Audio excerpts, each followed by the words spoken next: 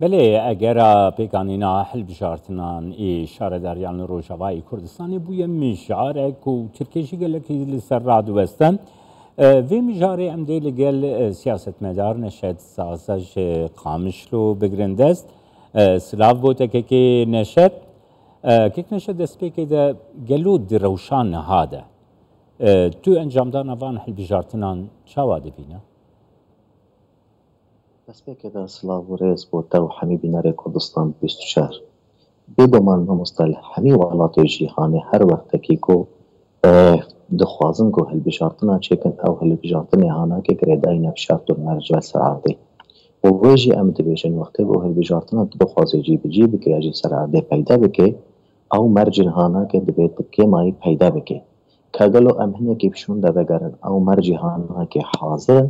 از دبیجن بێگومان ئەو تشتێک و ئانها ئی ڕۆژ ئەبرێ لە بەریا هەڵخوازێ بەرهەیەتە ببێ ئەو دبیجن ئەو تشتێکان ناکێت تمان نەحازرن پشتی 10 ساڵاژە ئەم رێبێرێ بەریا هەناکەش 2014 تا ڕۆژە ئیرۆ ئەو رێبەریا هەناکێک سەر هەمی ئاستا فەشەل ئان ئەگەر ئەم بخوازن ببێژن تەبی وێژی ئەو رێبەریا هەناکێت دخوازێ دیسەژی خۆنوژەن بکرد ڕیا هەلبژارتنادا و ئەو کەسایەتیان خۆ دیسەژی دەرخێ پێش و ئەو سبەی ئەو کەسایەتی هەناکێ بێرێبەریا هەناکێت رێبەر بێت اگر سر آستا سیاسی ام تقییمه که با بره ببریه بکن ام تکرن بره ببریه هانا که فشل دان اگر سر آستا اداری ام بخوازن تقییمه که بکن ام تکرن ویشن ببیشن فشل آن اگر سر آستا اکونومی ام ببیشن بره ببریه هانا که فشل آن دکارم جی هر وقتی خاله کیش با خاله هانا که از دکارم یک جی دست نشان بکم دکود فشل آنی دکود دکتی بره ببریه هانا که نکاری بره ببریه جهه خواستک و داخواز خلق ما سر آستا سیاسی بو بهتر بو تبیشم اوری و بریا هانا که تبی و گوتی حوالبند رژیمه بو لحتا ای رژیم نکاری بو خب رژیمه بده قبول کرن و نکاری بو باهره میانا که گوشار تو مرج گوتی خواستم بره ببرد اوری و بریا هانا که لگور خود بینه انو تکلی انو اینا که بدولت این دور و بر بهانه حتی نها نکاری بو خونبوار دولت هانا که شی بده قبول کرن سر آستا که نب دولتی اوری و بریا هانا که گلک جارا خود دی دیار کردن و کی بشکل اپوزیسیونل سرویجی و گوتی فشل آنیم نکاری بود ناب اپوزیسیونش دجه بگیره اب سر آستا سیاسی لیل سر آستا عسکری جی ام بجن اوی داره فشل آنی سر آستا عسکری وقت کیج وقت آده اوی ببریه عفرین بره ببر جزیر بره ببر مناطق کوبان ایوه کیج سریکانی حتی ام ببجن گری سپی و هر وهاری کوبان بره ببر ایرو اگر ام دست نشان بکن او هرمی هانا که ندن دستری ببریه دنش سری کانیتا پشتی گریس پیریف کوبانه او حرم ند دستی بری ببریه دنه دست او او خل بجارتن گلوی دیو چاو عجیب بن ایرو روز عفرین ند دستی بری ببریه ده و اهل بجارتن ما چاو عجیب بن ایرو روز خلک کی مزیده میلیون نیو کی دربی کردستان سوریه نزدیکی 400,000 انسان کردستان عراقی هر وها و گوتی نزدیکی ونا کل کردستان ترکیه بگشتیه هر وها کسی کی ولو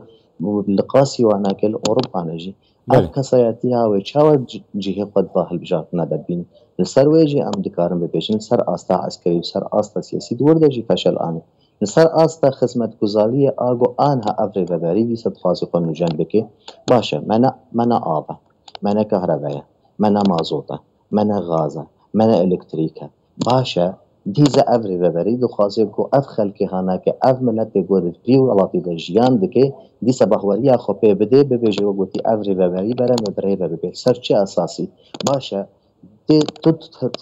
خوجی دزانه ولات جهانی وقتی گو خلک کی خو خاصه گوتی بده دست نشان کردن به بجو من بهل بجیرن بده پروگرام کی وی سیاسی بنابرز ده هر پیشکشی خلق خو بکه خلق سروی پروگرام هانا که نشت نه هذا جهان ده جوکی تدس نشان کر یعنی همو جهان ده وسایا برو سیاح البجاتنی تيجو تنكو دفي اشتري بيجم اراميه كسياسي هبي روش ارام بيكو خلق بکار به آوایی کی آرام و دناو آرامیه ده بچه دنگی خو بده والگورا دلی خو نلگورا دلی ریو بران دنگی خو بده او آرامیا سیاسی آرامیا روشه بخوجی طيبتي جي آرامیا اولهیه قالوا دست ديك او افحل بجارتن براستينها لروجاواي كردستاني بينكره من حست کرش و ازوار من سر وینا کش ایرو روش او آرامیا گو ام پید قاسن و گوتی گو هبی گو خلق با آرامی دنگ خو بده بگو من ده هره ما ده پیدا نبن است کارم ببیشم بریدو مها وان تمام جو گوتی سوشال میدیا همه تزانه گو نزیک موای سه کسی دوی هرمی ده دو هیواد هاتن کشتن و حتی نهاجی ندیارن او کسی هانا که بچشی وای هاتن کشتن یا جو گوتی کاکیه کشتنه اوایات دی خو یکرن گو افری وبری فشل دوارن امنیتینه فچاواتی خلق کی به هل بجارتن نابک او هل بجارتن هناك روشا يعني امني روشا آرامی هرم تنه سر ویجی ادبیجم دوی افری وبری لی وگره کی خوشیه بکه اش در بی بما که کاک جماعت يعني ایرو روش انجمن اجتماعی کردلایان سیاسی ایگو کار دکن شپینجو هفته خطانها هن کشاد هندرو گوتی سوریا بگشتی ده هنو برسام که ملت کرد طیبت هنه ایرو روش روشا ملت مشکوبان تا جذیب ده او مناطق هنه که چنبر عربی ده بود حفترسیه ده رژیم بحث شکریه او مناطق هنه که وکی وین وکی کرکوکی نه حاجتی چارەسەریەک سیاسی ده هەتا دکار بێ وەی چارەسەریە سیاسیەتی جیبجینەکێ چ نابێت تو هەرێ هەڵبژاردنە خەلکێک divê هەرێما de jiyan dike rejîmê wî çaxî anîne li ber bicihkirine ev kesayetiya henekê wê çawa dengdanê we gotî li ser herêmekî bin ew herêmê henekê herêmên Kurdar bi taybetin îro roj xelkekî dî ji ber meseleyên ewlehiyê û asayîş û şerê got hundirê Sûriyê dibê nêzîkê 3 milyon kes divê herêma me de cî bûye اویری و بریه در فد دای گوتیش کسیش 5 ساله پیدا دویری و بریه دوی حریم ها د جیان دکن اش حق وای یاج مافی وای دنگدانه بکوي چاوا دنگدانه سر حریم کی بکی ندزانه خلک وکینه ندزانه لایان وین سیاسی چنه ندزانه و گوتی چاوا دکاربه اف دنگدانه گو بکی صبحی بکوي خدمت خلق و خاکاوي يعني في هذا بريده بويشي از بيجم يعني كك نشد زو ساعتي بگم كك نشد کو اف یک دبی مترسیک لسر روشا دموگرافیا روجاوای کردستانی بخواه یعنی قاسی وکی گوته دست نشان کری یعنی 2 میلیون 3 میلیون کردین روجاوای کردستانی ایکو درکتنه روجاوای کردستانی به اگرین جدا ایگو درکتنه او کنها نکارند روجاوای کردستانی ده دنگی خواه بدین یعنی وکی افرینه وکی سریکانی وکی گریسپیه وکی تکرم کری و هر وها مثلا او پنابرین کوچونه باکوری کردستانی باشوری کردستانی یعنی نها او نادی نکاربن دنگی خو بدن حلوستا خو دیار بکن عربین حاورده دی بریاری لسر روجاوای کردستانی بدن او مترسی هیا که نشد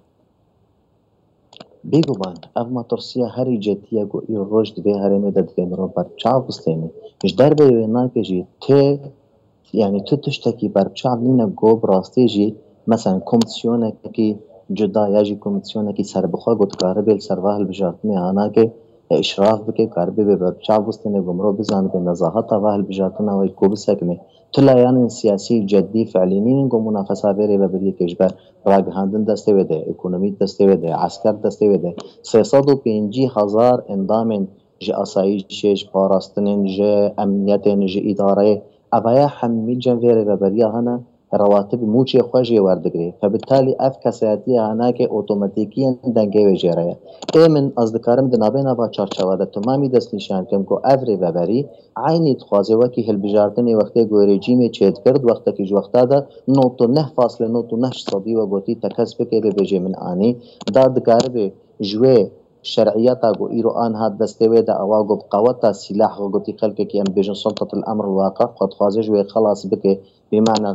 دست هلاطا ويناك بتفنجيا دو خازي وجا بقل بين راداي كي دي جو بيجي والله من شرعيتا خوش في ملتي هناك ورقرتيا هذه إيروج ملتي كرد هندري كردستان سويدا حقد بيجم أف هريما ما كيمي 15 صدي معنا فبالتالي أف هالبجارتني هناك بازدانا كي البيشة تاني مبستكي خراب بها او مبست هناك جي تشتي ما يجيش كردستان كاكي نشدگر با اواي كي كرت برسوا من بدي هي بيدارم تو زاني رخصين چاوديريا حل بجارتنان این نافنتوي تو كسي برسفنا دا يكو وري چاوديريا في وان حل بجارتنان بك اف يكتي شواتي جبو ريفه بريه جي گو دخوازي وا حل بجارتنان تیوی واتایا گو اف ریوبری نکاری جهی خود تو دورا چه بکه تیوی واتایا گو اف زلهز المازن هشی اف کسایتین و ریوبری آنا که بر چال ناستین دوزانن جی گو اف ریوبری آنا که نت کاری ببه بر پرست بر پرس سابا خلق گو ایرو روش دوی هرم آنا که دجیان بکن و اف ریوبری آنا که نکاری همی پیکاتین و هرمه برای ببه تنب قوتا تفنگی وید کاری برای ببه زیده وینا که تشتکی دست تمه گلک سپاس بوده که نشد زازه سیاست مدارش قامشلو میوانه